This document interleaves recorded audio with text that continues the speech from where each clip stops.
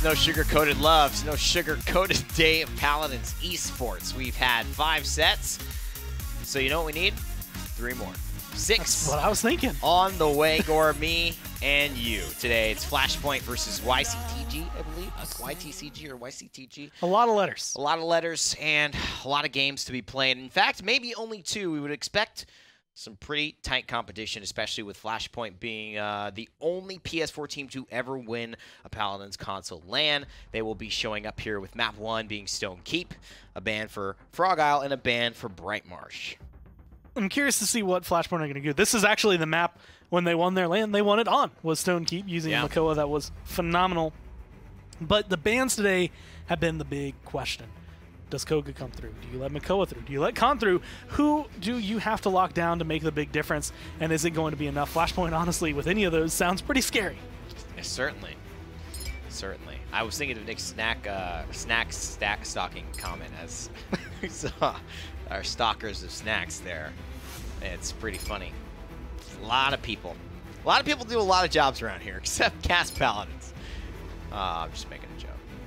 Well, it's been a long day for all 3 of us. I think we were just caught off guard by how... Yes. You have 3 bowling pins. That's we right. are the 3 bowling pins, right. and we're just getting the job done. Oh, man. Yeah, we are. With the 3 bowling pins. I don't know what that means about us and our daily... Who you calling pinhead? Who you calling pinhead, buddy? Koga banned out as well. All jokes aside, it kind of is fun. It's great to, you know what, to be truthful. It is a long day of Paladins console, but what's cool about it is you get to see a look from each region, each platform, and it's really nice to see all the competition and some of the names. And sometimes you just see these teams jump out of nowhere, William, and you're saying, wow, I never seen that guy before, or was he subbing in? And we will hopefully have seen everybody now. And that is, I think, the thing that makes it better for me. Going from the series to the league. Yeah. The series, week 1, you know, Flashpoint comes in, they trash everybody, and you don't really get to see the benefits of all those other players. Right. And then week 4, they come through, they do the same thing. Weeks 2 and 3, you're like, man, who are these guys? I've never heard of them.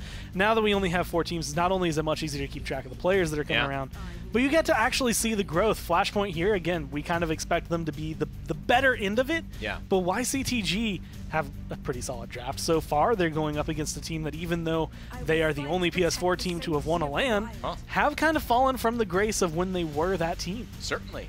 I mean, I think this is a very dangerous group for both teams. Vivian, Buck, and then you got the Khan Fury of Fernando.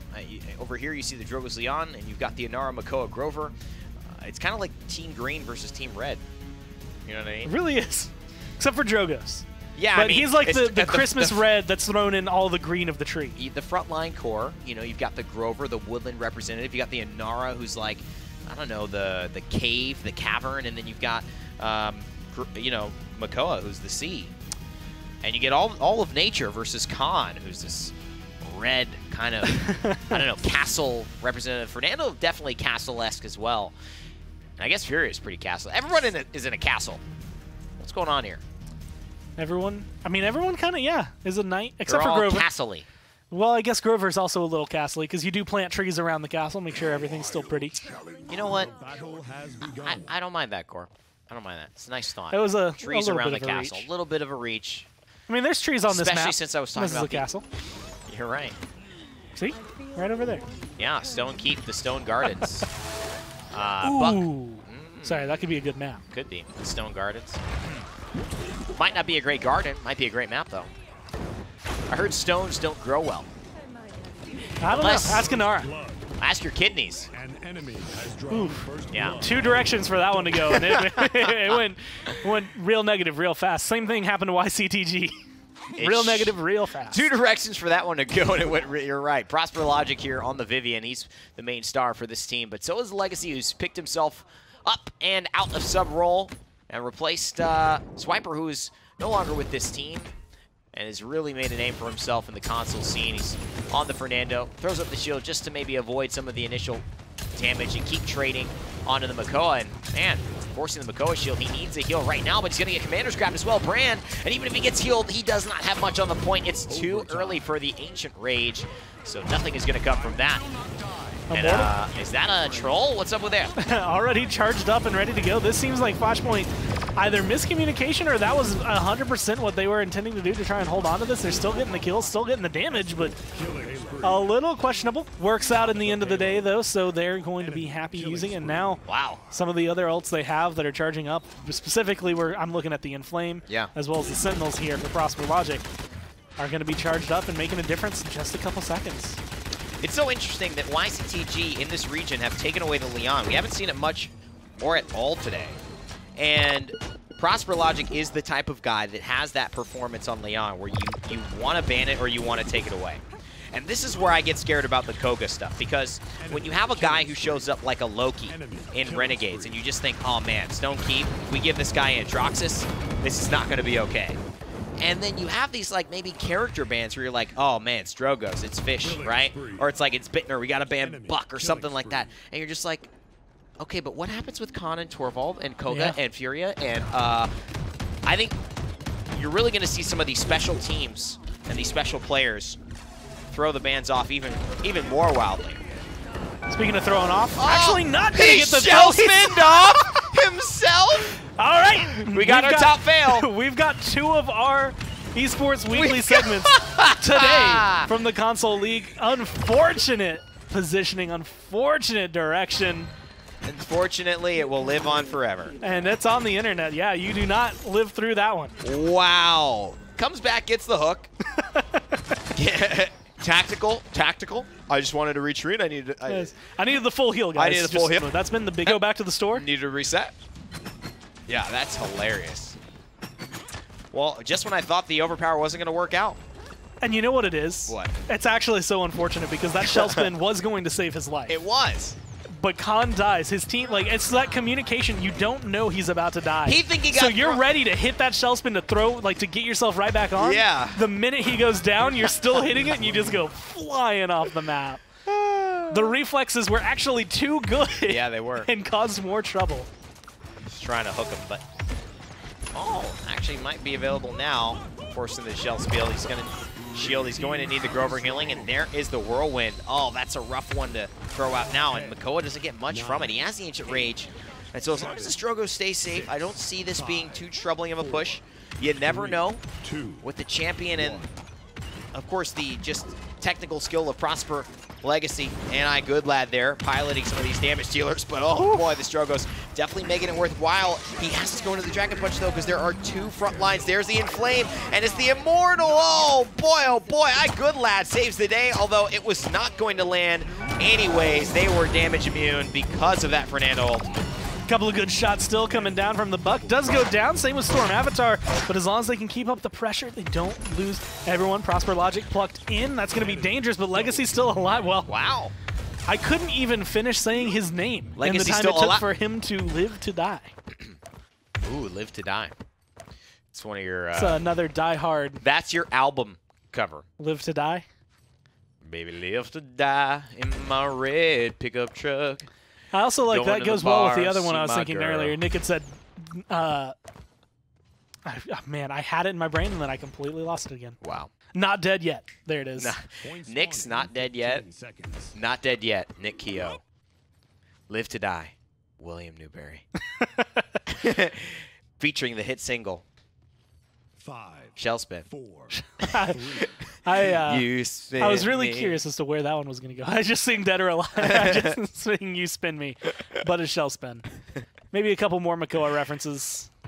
Clax.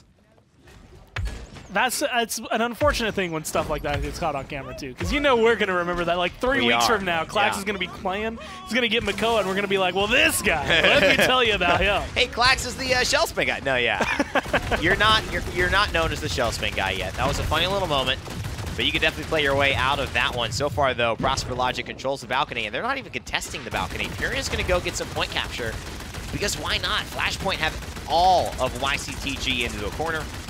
There's really nothing they can do about it. 33% counting still on the objective. In the last set, we had a Vivian on Stone Keep. Right. And this is exactly the same playstyle. I mean, you just come up here, you pop your Sentinels whenever you get them. Again, that's the only ult that you can have out while it charges for you. Right. And then you just play turret. All you have to do is look at the point. You can go for it. That's going to be a great enlightenment. Not going to be able to take one step to the side. Prosper Logic eats that, but I mean, YCTG still lose well, everyone. Right. And it's not a bad trade. Like, you're going to die if you don't use your Enlightenment, and you get the kill. You get your ultimate back 50%, you know, and it's a one-for-one trade, and realistically, Prosper Logic was doing a lot more damage to that fight than Patty's was. So it's kind of a dying breath, last wish that ended up working, a death's toll, so to speak. And this isn't Smite we're talking about, but oh boy, someone almost got the Fury of the Gods as see Drogos finding himself back to base instead of Legacy, who just barely gets healed up by the Furia. 2 minutes and 5 seconds now, and a fireball from long range is going to force all of YCTG back as Flashpoint continue the push. Flashpoint just does not hold back. I mean, this is relentless They don't mess pressure that is coming out. And YCTG, I mean, this is not a composition that's very easily shut down, but they are just getting held into base. Finally, they're getting a couple of kills, and that makes the big difference. If you stay, I want to say, too aggressive too long, you almost write yourself a death warrant. There is no way to stay up that aggressive, especially against a team like YCTG, who has shown that they are very capable of shutting down Flashpoint. It's just coming down to these point fights so far. But if Flashpoint can get one lead ahead, that's going to make all the difference in the world. What's interesting to me is that we might, from a greater meta perspective, be talking about Makoa finally getting out of the forever ban. I mean, with the way Torvald kind of resurged, and with Koga here, I think I've seen Makoa every single game. I don't think I've seen him banned. We were actually talking about that earlier. This is like the best day for Makoa in terms of being able to get on camera. Also the worst day in terms of how many shell spins have fallen off the map. But either way, he's at least out there. That was a big fireball beforehand. They're just going to try to burn it down, very literally. But that wall does not fall very easily. Hanara, though, looking like Humpty Dumpty. As she fell down and cracked, went back to base. 3-1 is the score now. Flashpoint have pushed. And it was one final round, potentially, to clean up game one of this best-of-3 set. The uptime on Prosper Logic's turrets, this Immortal, and potentially that Buck Wild that is just still a little bit off from being available are probably going to be the biggest difference makers. Immortal is going to be able to counter out that Dragon Punch, which I assume is probably going to come out a little bit early. It seems like YCTG want to get that ball rolling. Yeah. And then once you get after that, I mean, Prosper Logic, again, last game we had a Vivian player who was actually able to keep her turrets up. I think the left turret died around like 60%, but the right turret died at 100%. She had got the full ult charge back, and with 40% there right now for Prosper Logic, I think that could be a big difference maker. If he can just keep those turrets up, there's nothing YCTG can really do against his damage. I love the angle he took there. He avoided the damage, but he also still kept himself in range, and he's really going for the Grover here. And this is important because his Fireball has Brand on it. The Grover can't heal himself up. And thus, instead of trying to take away the symptoms, he's taking away the root, the cause. Most literally the root as the Grover, who was the cause. Now V-Clax will fall, and like a tree losing its branches, YCTG will go back to base. One last shot at it. 30% counting for Flashpoint as they zone. And now those ults, I mean, Immortal, still available. Right now, you have Buck Wild, and the rest of them actually charging up. They're almost there. So you're going to have to be able to come through. Dragon Punch looking for somebody. Not going to connect, or it does. Just not onto a target that can die, and that's going to make all the difference. Storm, Storm, Storm. The Pyre Strike seemed to do the deed. And what an incredible deed it was. Harvey and the rest of the boys of Flashpoint grab game number 1, to be expected for a LAN champion. And they will have one more game to put away. Will we see the Koga, though? It's the big question. So far, banned out. Not necessarily every game. Actually, no. Not every game. He got through once. Yeah. And even then, I think Nick said he was 6th pick. So he was either high prioritized, banned out, or he makes it down middle of the pack. Kind of similar to what we saw at Furia when she was released. He made it into the 4th pick phase, basically. He was down there. Not as high priority as we expected. It was Frog Island, and I think that's what threw it off. It's just snipers. Those are when snipers start to come into the, there's just literally not enough bans to keep Koga out, unless you're crazy. You know what I mean? That's pretty much it. You just got to be crazy. Now I'm kind of curious. I mean, we're looking at maps with snipers and flanks. I think this is a good map that gets a blend of the two. Sometimes we see Kinessa and Strix. Sometimes both of them forego their way through here. It kind of depends on the players. Unfortunately, there's still no Koga. Also, you know, when things like this happen, don't get surprised, viewers at home. I know everyone's like, oh my god, Koga again? No. Everyone lets them through.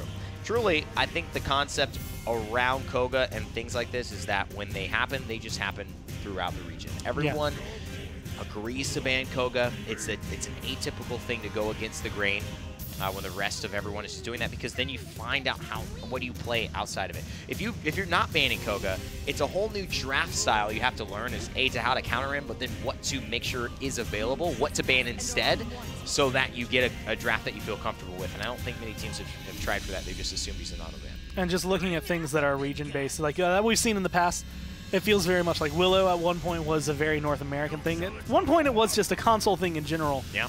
Makoa making it all the way down there. What is that? 7th overall in the pick. Ruck is picked up once again. We saw him do incredibly well earlier. We've seen him in the last week kind of rise in the ranks as to where he's been. And nothing really, again, nothing changed, right? He's just him. No. But people have remembered how exactly he can work, what composition he works best in. And when the meta shifts around, he kind of finds himself every now and then just skirting his way right back in. All it takes is one really good performance from any of these damage champions. And everyone's like, got it. Yeah, see you later. Got to play him, and we'll take it for sure. The double blaster is the second time we've seen this, and it's interesting. It's on the side of Flashpoint. I would assume my good lad is piloting one of these, Prosper on the other. I think Legacy will be on the Makoa for sure. Harvey most likely on the Ruckus. I'm very curious. Yeah, Storm Avatar on the Damba. Because they're going up double blaster, which, like you said, we haven't seen a lot of today. I think it's Prosper on the Willow. But we're also going up against a sniper for him, so it's going to be very difficult, I think, to be a Willow. I mean, I guess Prosper, if there's going to be someone to dodge the sniper, it's going to be him. Yeah.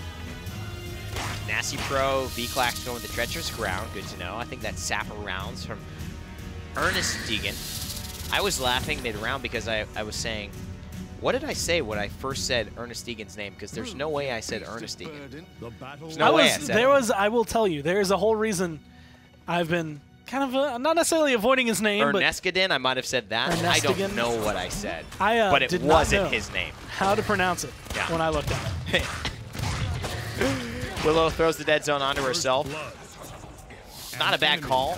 Usually not necessary, but wow, what a big first blood. It was the Inara with the Warder's Field that made things super difficult, I think. And is now just controlling the front line. YCTG feel real good. And that's a Storm of Bullets con.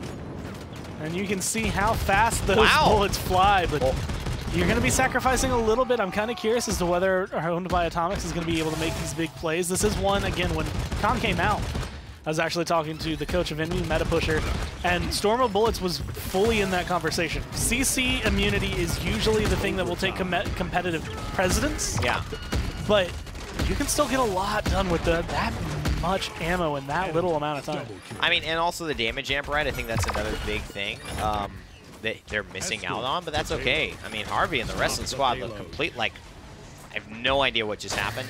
I have no idea what Flashpoint we're trying to pull or what went wrong in that fight, but they just could not get any presence on the point. And this happened with the Inara way too easily. It may not be the Bulldozer, but it's also just the inability to get to the back line. And that's going to be Harvey or Makoa's job here. I don't think Drogos or Willow have the potential to do it. The other option is to just fight around lines of sight, but if Inara is pressing the issue, there's only so much you can do to avoid it.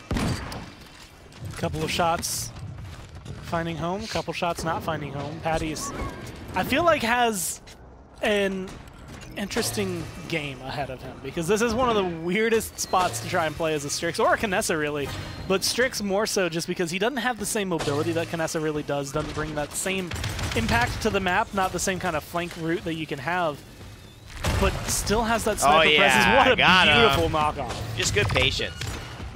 I mean, I see that coming a mile away as an offensive player, but I don't see how the defensive player who's walking into it doesn't think that might happen playing against Combustible Drogo. Seems like just not a smart thing to try to call. Will I get knocked off and die, or will I be able to just walk straight? Seems like you'd want to know a little bit more for sure. You can leave. V-Clax here pushing forward. This is basically the sound of the combustible from the fire spit. Seems like this is consistently showing up, and I Good Lad and Harvey find a couple of kills as the push continues. Fate Flight going to be available, Hexafire going to be available, but I expect we won't see them, at least not anytime soon. And when you grab And Nara's like that, makes it very easy. Patty's, again, kind of in this unfortunate position. Not the best place to push when you're a Strix here. Serpent Beach is very unforgiving to no, I mean, vertical mobility, but Strix has no horizontal mobility either. He just has to run around as best he can.